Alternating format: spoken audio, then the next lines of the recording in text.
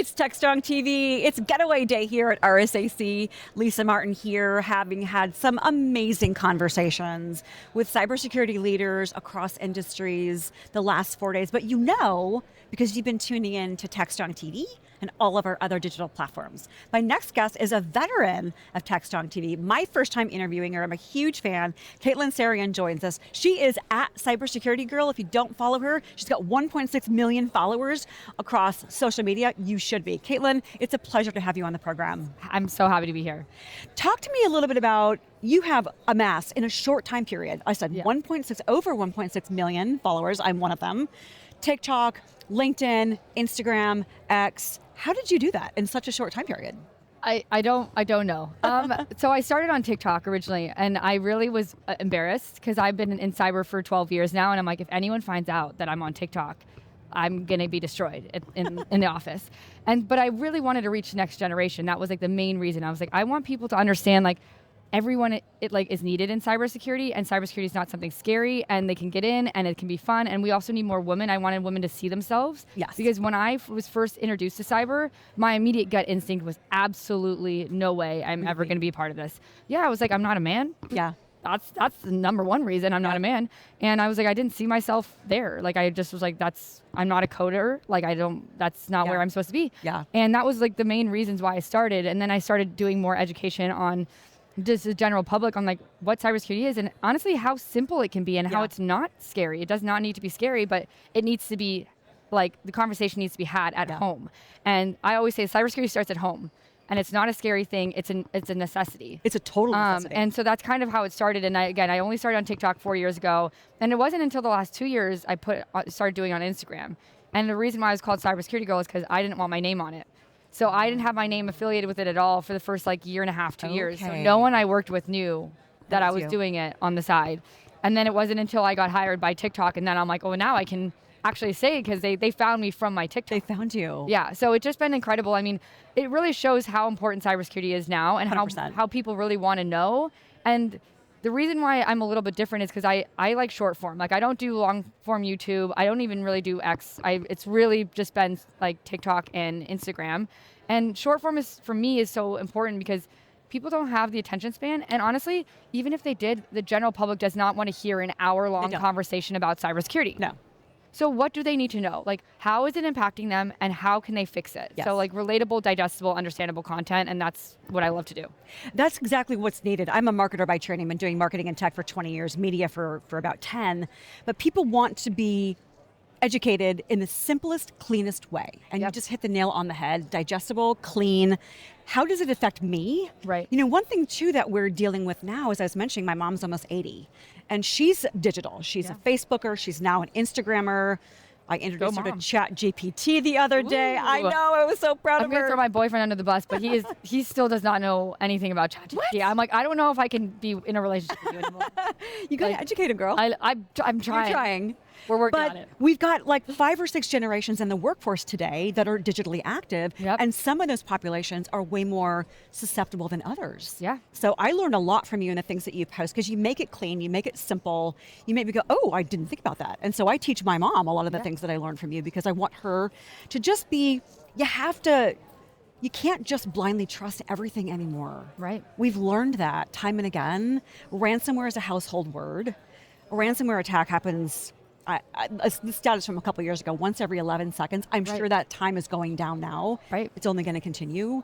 But to your point, the education has to be there consistently. Right. Well, and there's two points I want to hit on that. So the first is, we also always think about our older population of like, oh, they're susceptible. But the issue actually is the younger generation. So the older population gets hit with like larger ransomware issues, like they have the most money. But actually the most people that are getting hacked are the younger generation, because they're so blindly accepting of the technology that they don't think anything of it. They're not like meant to be skeptical of it, because that's what they grew up with. And so it's really, that was why I was like, let's reach the next generation, because all these people, I mean, they're not going to have monetary value because they can't really exploit kids. Yeah. There is sextortion, which is a whole nother issue, and it's it's awful, and we're trying to mitigate that too. But a lot of these kids are actually dealing with similar issues as the elderly, but the elderly have way more to lose. It's the financial hit. And then the other part is, like, similar to what you said, like cybersecurity is a human issue. Like phishing and like reusing passwords. Like again, the Verizon DBIR report just came out. I went to their session yesterday, and they were saying 60% of all of these threats and vulnerabilities are human-centered issues. So whether you reusing passwords or access management stuff, like or clicking on a link, it's all like human at the end of the day. And so that's like what I'm trying to get at. I'm like, I feel like I'm protecting the companies at this point too, because the learning has to happen at home. Like when was the last time you learned, like what did you learn like last? Obviously you do this, so you learn a lot, but like when you're at home, like how do you learn? Social media. Yep. So that thing, like, everyone is losing learning on social media. Through it with a grain of salt. Oh yeah, you have to. Yep. And but with deepfakes and the advancement and the sophistication of like phishing, smishing, vishing, it's getting harder and harder to detect. Yes. But I like your tagline that cybersecurity starts at home. It has to. It has to. It's not a nice to have anymore. This is how it needs to be, like a fabric of our lives. Yep. And we were just talking, I don't know who it was with, but like someone was like, I know. The founder of the hacking games, that we were talking about how cybersecurity marketing has been it's been terrible. I was going to say a bad word. I'm not going to say a bad word, but it's been terrible. Like we've been marketing cyber all wrong, even like companies, right? Like cybersecurity is not something scary. It's not like we just need to market it to and bring it to the people where they're at. Yeah. And they're like, online, just general human beings. Right. That are like, I mean, we connected on Instagram. It wasn't because I like met you through, some forum. Yeah. But so it's starting at home, but also another thing too is just the commonality of it. And we have to expect it's there. Yeah. There's more data, there's more software, there's more apps. That trajectory is just going up and to the right, and it's not going to slow down. Nobody wants less apps or less data slower. They just don't. We do want less like signing in for accounts. Yes. Can we stop that? Like, I'm a fan of the fingerprint. I'm like, it's me. Yeah. Hi, I'm the problem. It's me. Yeah. But it's just such an interesting. Loving the Taylor Swift coat, by the way. I'm a Swiftie. Yeah. This is why we kind of have nice things. Yeah. I could throw you another one. But I think that it's so important to educate folks, and it has to be consistent. And when we're here at shows like RSAC, we get to see so much of the technology that enables that fabric. Yeah. And now that we're in the AI era, How do we secure? Yes, me too. Yeah. There's so much potential, but there's a lot of fear. And so what I like to do is let's pull out, and I think you're similarly minded, let's pull out all the positives that are there. Like we talked a lot this week about how does software company XYZ help customers, whether it's financial services or healthcare or automotive, become proactive against the attackers, because technology is neutral. Good uses, bad uses. It's like fighting fire with fire, but there's never a dull moment.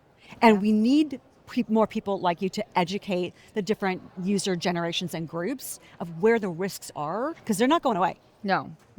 And I also love AI. I think it's the coolest thing ever. And like anyone that like doesn't use AI, I'm like very skeptical around. Me too. Including my boyfriend. I'm like, But I think there's also a conversation that needs to be had around because people keep saying like ethical AI. I'm like, ethical is like moral based. Like everyone has different definitions of ethical. Yes. So I guess it's like, how do we build AI, and like what standard, like baseline standards do we need to have to say this is good versus this is bad?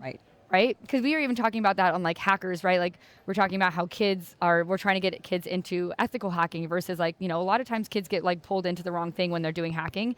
But we're like, okay, at that point, what's ethical hacking? Like, where is the line? Like, can you scam a scammer?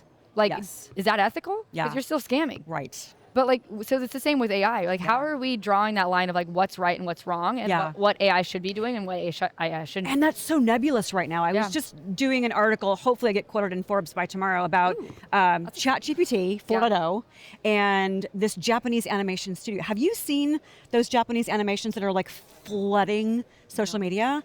And so I have a very narrow lane with social media, because all I see is tech stuff, and because it's for work. But anyways, I did not see it. But it's so the whole copyright infringement challenge is there, and it's like, well, AI and ChatGPT, Anthropic, all of them are training their models on all of this information that probably they have without permission. Right. But how else do the models learn? So there are fine lines, but I think the challenge is it's so nebulous. There are many fine lines. Yeah. So to your point on ethical hacking, where are those lines? Yeah. It's not a straight answer. Right. But you also talked about people. And I always say, I had this friend on my other show who created stickers and he used to have stickers on his laptop. And one of them said, humans, ruining everything since forever. Right. And I loved it. But in cybersecurity, humans are, I think, two things. The weakest link, but also the biggest potential asset. Yeah. Do you agree with that? Oh, for sure. Yeah. And I always used to say, like, you're only as strong as your weakest link with every company. I'm like, I don't care what you do, but if someone's clicking a phishing link, it doesn't matter any of the software anything that you deploy. Right. So I always don't understand like why companies don't spend more money on training and awareness. Granted, I think there's a lot of training and awareness companies that need improving. Agree. I go to a lot of training and awareness conferences and stuff, and I'm like, hey, can we not do another phishing email? Like, please? I know. There's so many other ways to do it, but yeah, I think there's so many opportunities because again, you're only as strong as your weakest link. Why aren't you spending more money on trying to like, again, educate the people where they're at? Like, why do we keep shoving training and awareness into corporate, employees' faces around? Hey, you need to protect corporate. Why do they care? Yeah. Why would I care? Yes. Who cares? I mean, yeah, you might lose your job, but like, no one. You have to get to them like actually like the impact that it matters. Like, okay, how to protect your family? Because I guarantee you, once they start learning how to protect themselves, they're going to start learning. They're going to automatically protect the company, which is good. Right. That's the right pathway. Right. But we're not even teaching them like that. No. Because it's a check the box, and then there's like some fun awareness stuff, but it's like meh. Yeah. So how do you advise companies to change that, make it more fun, but to your point, go where they are, go to their comfort zone, because people don't want to get comfortably uncomfortable. Right. It's hard. Oh, very. It's cultural. Yeah. It's behavioral. Well, that's how I always recommend. I'm like, okay, what is your company culture? And if you were them, like, whenever I talk about training and awareness professionals and people like are wanting to get into cyber, I'm like, you should start with training and awareness. Yeah. Because you are the prime demographic, people that have no idea what cybersecurity is, and you're trying to get in, and you're trying to understand. But like, understand the culture. Yes. Get someone in that does not care about cyber, does not understand cyber, and start picking their brain and asking them, like figuring out how you can relate to them. Yeah. Because that's where you're gonna have to meet them. Yeah. And then to just assume that most people fall in the middle, but like you can't like do a check the box training. You can't. No. When I worked at TikTok and I was trying to redo their internal training too, like I had to get so much oversight from like legal and like GRC. I'm like, this training is not going to do anything. Like, you brought me in to like, spice things up with training and make it more fun and do short form videos. And I'm like, I can't do any of that with like the way that you're redoing my entire like script. That's kind of anti-TikTok mindset. It was kind of weird. Yeah. I love TikTok though. But it's, yeah. What has surprised you in the last few years of being Cybersecurity Girl and amassing this following who are learning so much from you? What enlightens you about the direction that career paths are going? What's out there that's good? I mean, there's so many things that are out there that are good. And honestly, so many cybersecurity people are good. Like, there's so many of us, because we got in, like, we were pulled in from other people, that we want to help and mentor and, like, help other people. What's incredible is, like, how many people are wanting to get in. That's good. And I don't want to be a negative, but, like, now we're at this point where I get so many people messaging me being like, hey, I've gotten this certificate, and I can't get an entry-level job anywhere. Really? So whatever they're saying about entry-level roles is a load of BS. Okay. Because I think a lot of entry-level roles are actually mid-level roles that are trying to be paid as entry-level. And a lot of companies don't actually want to train the people on site anymore, which is really sad because that's how all of us learned. Yeah. I mean, all of us got into cyber. We were brought in by a mentor, trained on site. Right. I'm sure, I'm blanket statementing. I'm sure there's a few companies out there but like a lot of the companies I've seen, they have like mid-level roles classified as entry level, and they want people with actual like more skills. And there's so many people. Like, I get like at least tens to hundreds of people a day messaging me being like, how do I get in? Oh. I don't know what to do. And there's not really a direction yet. So I'm really excited because there's so many people that are interested in it. That's good. Now we have to figure out even like a country or like the world, honestly, how we're going to navigate this, because also the definitions of cybersecurity are different in every company, right? Like, everyone has different teams. Like, some has access management, and they're doing the same thing. They're called something different. So like, I was trying to work with NIST and say, hey, is there a way that we can have like 10 of the same exact entry-level roles, exactly the same, or exactly like equal with what you need? Like, so, okay, hey, we have a SOC analyst that needs these like qualifications. Then we have like a threat intelligence person. So I want the same titles with like clear expectations of what they need to get. And that way, like when people are hiring entry level, at least make the Fortune 100 all do the same when they're hiring. Yes. It'd be a lot easier to transition people in. It would. And then you can train them then on their company culture. You pick them on your company culture. Who Right. fits The alignment. best. Right.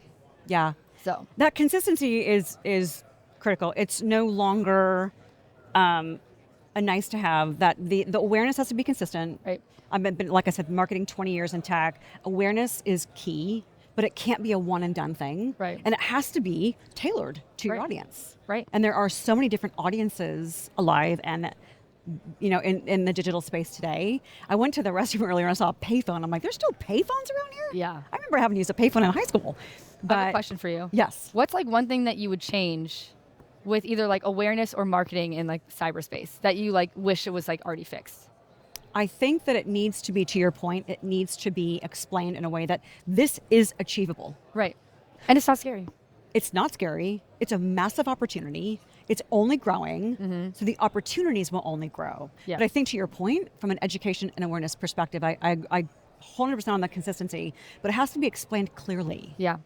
A lot of people like to get on soapboxes and all these acronyms here and there. We don't and- talk about acronyms. No. I just do tell not it say to me smishing, straight. quishing. Yeah. I don't even say phishing anymore. They're Yeah. scam messages.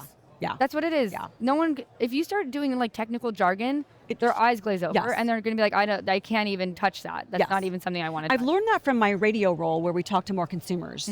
It's how do you take, and you and I were both in the sciences, both in Right. aerospace back Right. in the day. Right. And it's about taking complex topics Right. and converting them to digestible sound bites that a non-technical person can understand and go, I get it. Yeah.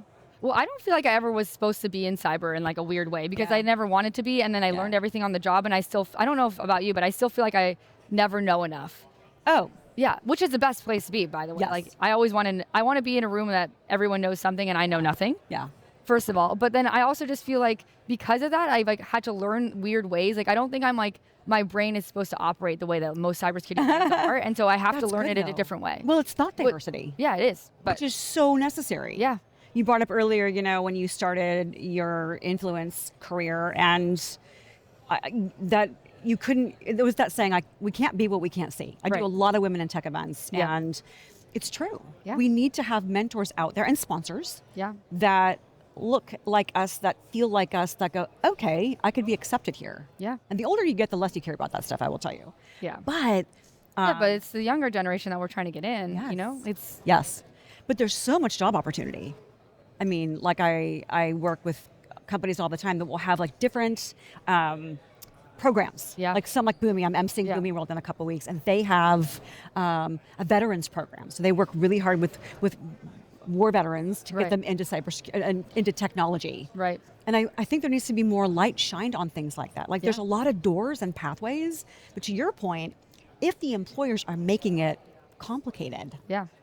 that's not going to help that Well, pathway become any easier. And the other thing is, I don't know about you, I feel like as a woman, because there was like D&I initiatives Yeah. when I like got in like 12 years ago, I always felt like I didn't know if I was hired for the Yeah. right reasons. Yeah. Even though like, I'm going to toot my own horn. I had an incredible resume. Like I had 3 jobs in school. I had 3 different internships. Like I nailed my interview, but I always had that like weird thing in the pit of my stomach being like, was I only here for because I'm a woman? Did it check a box? Did I check a box? And then it really made me like the imposter syndrome actually really like set in Amplified a it? lot of times. Yeah. And I actually am kind of happy. Like I want as many women in this field as possible, but I also want the best, most qualified people in the role. Yes. And so I want to make sure, I feel like it helps with imposter syndrome too, from a woman perspective. Like don't hire a woman because we're a woman, hire the person for the right role. And for the merit. we're trying to train the women to be the right woman. Yes. Right.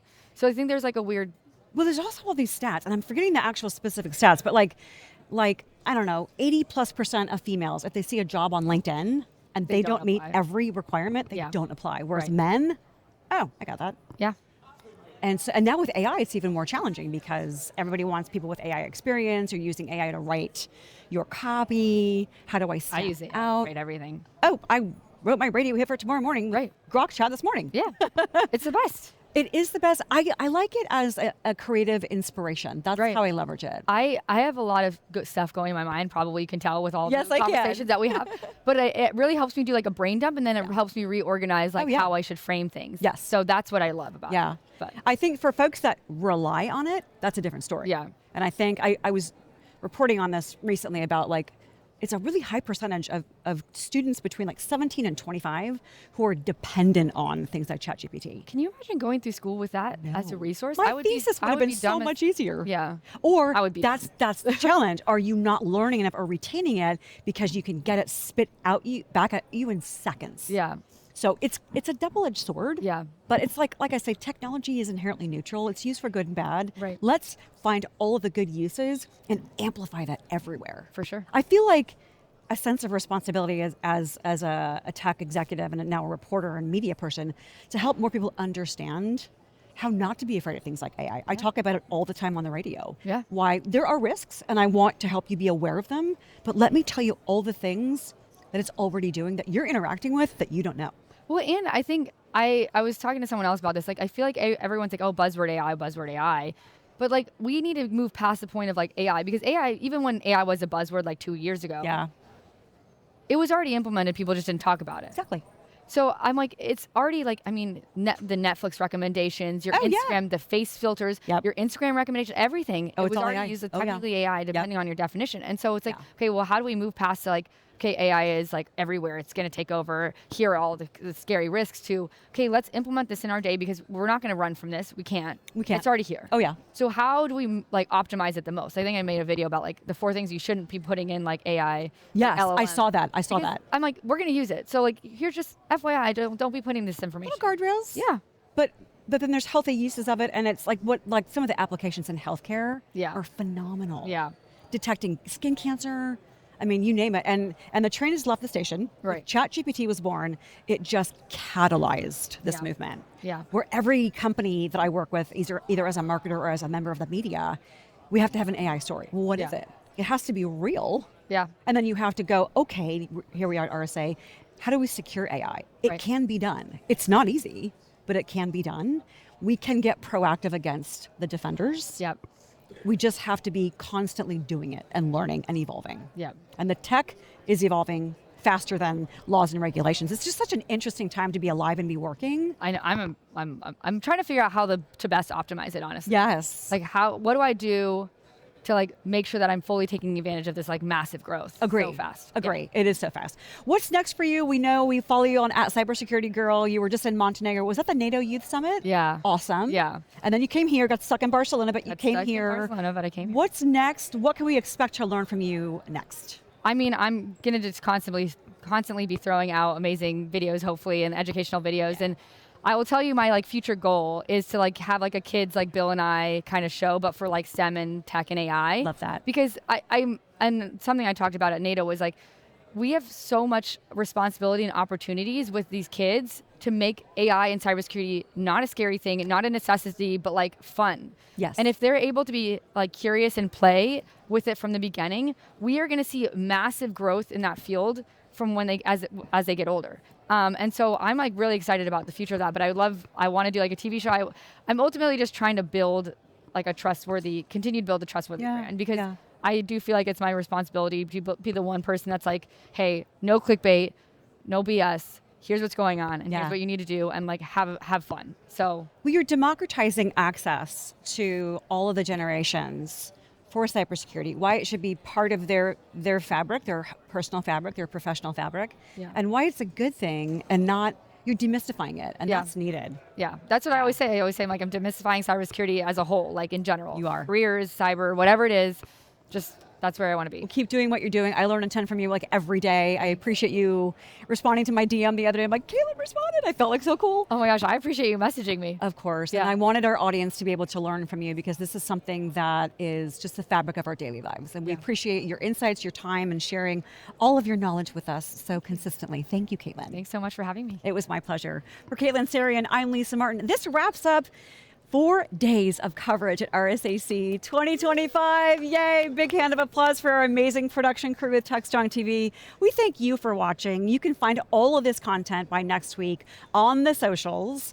And if there's anything that you want to watch again, lucky enough, you can do it. Find us at techstrong.tv. We're at devops.com. Too many brands to mention, but thank you for giving us your time. We hope you've learned from our guests. We'll see you at the next show.